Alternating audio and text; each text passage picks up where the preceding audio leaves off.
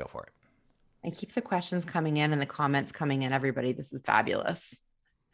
So Alicia wants to know how to coach her teen to make a decision to do the right thing rather than doing the easier thing. So sometimes doing the thing that's kind of the right thing as a parent, it's the right thing to do, but it might be boring or it might be hard, and your teen wants the easy way out.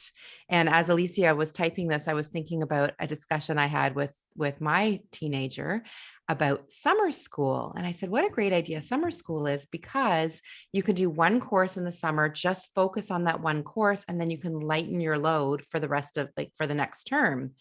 And he said, no way. And I mean, there's pros and cons to both, but as parents, we often, are able to zoom out and see the bigger picture. And we want our teens to listen to our advice. And we can get really triggered when they're not listening and they're taking the easier way out. So, what would you still suggest for Alicia? Okay, I'm taking notes here on a document, by the way, so I can kind of, because I have so many thoughts and I just want to be a little more structured in how I respond. Okay, so first of all, when I talk about executive function, there's so many definitions of executive function out there, and there's so many that I've come up with myself, so many different ways. But one of the ways I like to describe executive function, it is doing the important thing over the easier, preferred, more fun thing when it matters. Of course, we want to do easier, more preferred, more fun things. But executive function is about when it matters and we have to do the more responsible thing because it's in our own future interest of our own future well-being.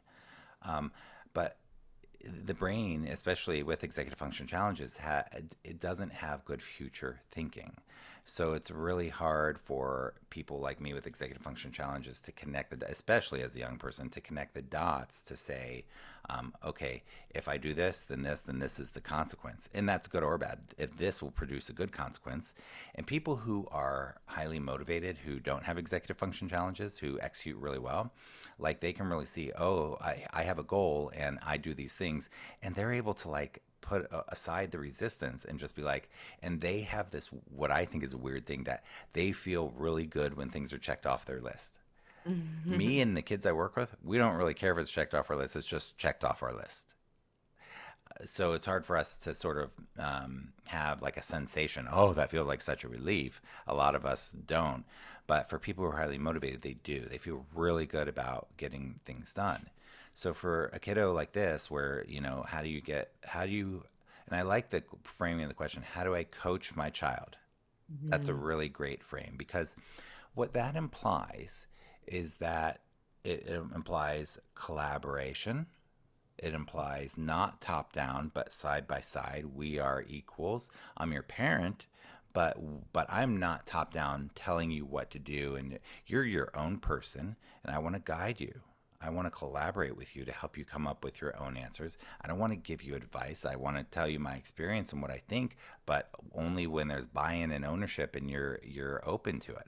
So that sort of coaching approach, and Yulia Rafaelova talks about parenting like a coach, but that sort of approach also allows the parent to have more flexibility in their own thinking. So me as a coach, if I'm talking with a kid, I can know that they can make the wrong decision or a bad decision and know that they can learn from it. I can see that it's going to happen and not have that sense of need to control, but let them do that.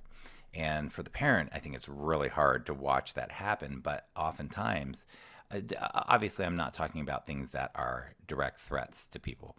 But I'm talking about when it's okay for them to fail, for things to not work out, to let that happen, but let it be their failure. And I use failure loosely.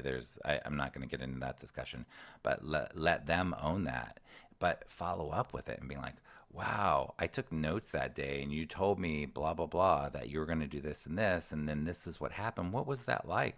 How did that happen? What would you do differently? So that's like being like a coach. Now I know you might be going, oh my gosh, watching them do this. And you're like, but what's that old quote? Don't let them see you sweat.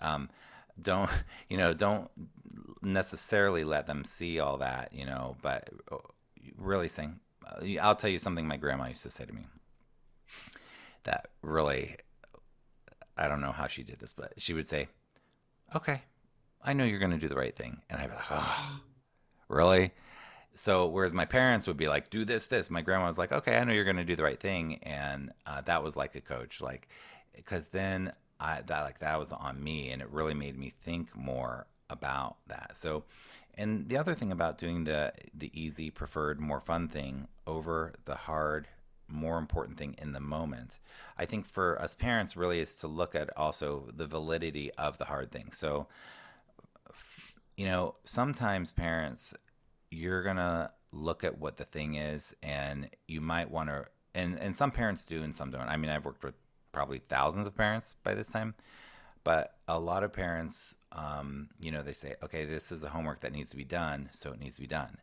Well, and some parents are like, okay, wait, is this even valid? But you need to really look at, is this even valid?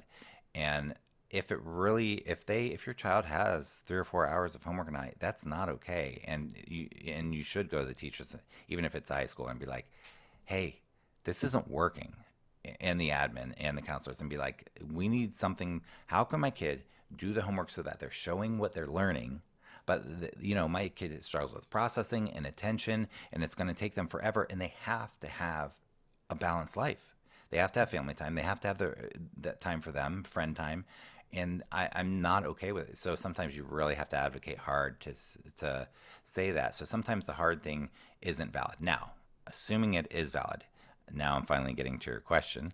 How do you coach them to do the hard thing? Sorry it took me so long, but I like to give This is background to stuff great. because I think context is important. The way that I get kids, because this is my job, how do I get kids with executive function challenges? And if you follow me for any length of time, and resistance is the problem, how do you get them to do the thing? So people say, how do I motivate my kid? And I always say, it's not about motivation. I don't talk about that with my kids. It's how, and even my kids, I say to them, I don't want to motivate you. The question is, how do you do the thing you need to do, even if you're not motivated? How do I do my taxes, even if I'm not motivated? Well, the way that I do that, or the way that I get a student to do these things, is there are many ways, but is essentially one, the relationship, the safety, the nervous system, that there's that rapport. And sometimes in families, there has to be a lot of healing that takes place and repair and unlearning patterns that we've learned as kids and changing defaults that we have. So, thus creating more safety in the nervous system of both of you. Then the other thing is chunking. So when I'm and with the relationship, I'm implying the buy-in and ownership. So if I'm going to work with a kid who's like, Seth, I do not want to write this paper. This teacher hates me. I can't stand this class. I don't like this subject, and I hate writing, and I'm bad at writing. If they have all those narratives in their mind, let's say, how am I going to get them to make progress? Because I do. How do I do that? So first is that relationship, and then getting the buy-in and ownership. So let's say in this case, the buy-in and ownership, I might be like, cool, I hear you. Tell me more. So I want to hear. I want to hold space. Tell me more. Tell me more. Explain that to me. I'm not going to say, oh, your teacher doesn't hate you. I'm going to say, tell me more. Tell me more. I'm going to hold space and just listen. Once they feel safe, they're more in their prefrontal cortex, they're not so angered by the situation, then I can start. And this takes time. So this is not an overnight thing for people who are looking for a quick fix. That is not what I do. That's not what any of the people in the summit do. That's not what Laura does, because it doesn't work. It might work in the short term, but we want some real buy-in and ownership. And then I'm like, well, and what do you want to do after high school? And they're like, oh, I don't even know, or whatever they say. Now, sometimes kids will say, I don't even know what I want to do after high school. And my response to that is, well, tell me if I'm wrong here, but I'm pretty sure you at least want to be happy and successful and have freedom and choices to do what you want, live what you probably don't want a job that you hate, and to feel like now that's really hard for them to contemplate because they haven't experienced that part of life yet, but I try to articulate it in a way that I can at least get them to have some ownership. Then I can start saying, okay, cool, look, can I show you a way to like just can we just get moving on this, and I promise you I will make it easier for you. I promise. And then what I'm going to do is do scaffolding and chunking. Same thing essentially. Here's what chunking is, parents. When something feels, and this is for you as well, the listener, when something feels too big and too abstract, even if you have exceptional executive function, we feel this pressure and resistance when it feels too big and too abstract. And what people with good executive function do is they say, oh, this feels stressful. I need to make sense of this. I need to create systems. I need to figure out how to get through this. I need to chunk it down. And what people without executive function do is we just say, we want to forget it's even there. And but I teach kids how to chunk. There are two ways to chunk. And I'm giving you sort of a bird's eye view, but you will be able to apply this to your situation. There are two ways to chunk. You chunk by time and by task. Now, this is what Seth says. Other people can describe it differently, but scaffolding, but chunking, you do it by time and by task. What does that mean? Time would mean I'm going to do something for a period of time. Like, for example, I'm trying to do 90 days of fitness right now. So that's a big chunk. That's a long time, 90 days. But my chunk for each success for me is 20 minutes. So I'm giving myself the freedom that if I at least do 20 minutes of fitness, I'm counting that as a win. Okay? Because if I say an hour of fitness for 90 days, I am setting myself up for failure. Absolutely. But I can do 20 minutes. So I've chunked it. So it was big and abstract, right? And it was super heavy, too much, 90 days, But how can I chunk it? Time by task. So that's a way by doing it by time. Now, and then let's use an example with time with writing an essay or doing math homework. Okay, math homework, time, 1 minute, 3 minutes, 5 minutes, 30 minutes. Okay, that's chunking by time. Writing the essay, same thing, a minute, 5 minutes, 10. Can we just start? And then task. Okay, the outline, the first paragraph, the thesis statement, chunking it into these different pieces, really helping kids see that there are pieces and you can manage and accomplish one piece at a time and get this thing done. Now, what they know is they're totally unrealistic. They may not say that, but they know that they think it's going to take an hour, and it's really a 10-hour paper. And they don't have that down yet. So, but helping them learn to chunk by time and by task is what I do. I chunk it down small enough that they can say, okay, I can do that, Seth. And I'll give you one more example. So I have this silly story that I tell like this, but it's like, hey, can you write that paper? No. Okay. Can you write a page? No. Can you write a paragraph? No. Can you write a sentence? No. Okay. Can you write a word? No. Can you write a letter? No. Can you write a dot? Yes. Let's start there.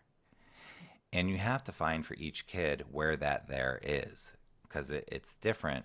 But that's how you're going to move them forward with ownership and buy-in. And you also have to be aware of when you start to see their nervous system escalate and the frustration, even if it's after 3 minutes, you have to help them notice it and let them have a breather instead of continuing to push. Oh, you got to get this done and do it due tomorrow. Sometimes in the greater interest of things, it's more important to let it go, let them turn in something that's, a tenth done. And be like, I'm so proud of you for that. And I do that a lot too. I notice everything they do, quote, right. But I will be like, okay, you're done. We're done. You wrote 1 paragraph out of 5 you're supposed to write. We're done. We're going to turn it in tomorrow. And I'm so proud of you. You didn't want to do anything. And you just did an entire paragraph. Look how many sentences you wrote. We just spent 42 minutes on this. And that's amazing. Like, that's good. Like, I want them to walk out of there noticing that for them, they did stretch and push themselves, and that is valuable. So it just may not be under the metric of what was expected. So I don't even remember the question at this point. I think it was the high schooler, how to get them to do the hard thing over the other things when it matters. And I think that is the key. The relationship with the buy-in and the ownership, and then the chunking, which is basically scaffolding. You can look that up later, but chunking by time by task so that it's not so abstract and it's concrete and they can say, okay, I can do that. So that's how I coach them to get moving and get momentum. And what you'll see in weeks or months is them starting to have this as a coach, parent coach. You will start to see them having their own skills of being able to say, oh, how should I chunk this one? And that's what you want. You want them independently saying, how can I don't want to do this, but my narrative is that this is what I need to do. I do not want to do this, but let's get it done. And how can I chunk it? That's where we want to get. Seth, while you were talking, I was writing some notes down and I got 5 C's out of that. So your first thing was like calm their nervous system down. Like that's the first step. I should write this down. You're so good at that. I'm Well, I was really like listening to these key things. I was like, yes. So calm their nervous system down. You can't go anywhere. So if their lid is flipped, nothing's going to happen. So number one is calm the nervous system. Number two is connection. And you described that really beautifully by the listening and holding space. And then when the kids sometimes they're not able to really express themselves, you use the statements like, well, like I can imagine that you would want to feel happy. I And like notice. I, Yes. I call those like I imagine statements. So, and when you're doing that, when you're listening to a child and connecting with them, you're actually helping calm their nervous system down, because when that happens, you are helping them to release oxytocin into their bloodstream, which blocks cortisol, that blocks the stress. So that is actually a hugely important thing, that connection and listening. So calm, connection, and then there was a collaboration with the child, right? We're not telling them what to do. We're working with them, collaborating. It's not that I'm the boss and I'm telling you, we're working side by side together. Chunking, so breaking things into the smaller tasks, and then celebrating. I was so glad you got to Mm. that at the end. The celebration piece is so important because, again, when you celebrate with a child, um, your energy is matching their energy is going to feed off of your energy. And that celebration, again, is going to boost their oxytocin. It also boosts their dopamine and their serotonin. So celebration is really important. And when you boost up that dopamine, that helps to motivate them to do more of the same task again. So really important. So 5 C's, Seth: calm, connection, collaborate, chunk, and celebrate.